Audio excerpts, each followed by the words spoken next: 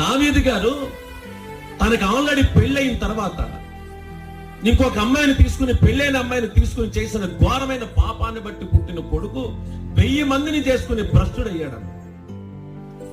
సరే, మీకు అది వ్యతిరేకం అనిపించినా చేసే వాళ్ళందరికీ అది వ్యతిరేకం అనిపిస్తుందిలేండి, అది వేరే విషయం. ఇలాంటి అభారాలు ఉన్న వాళ్ళందరికీ ఆ మాటలు వ్యతిరేకంగానే ఉంటాయి, బట్ అది నిజం.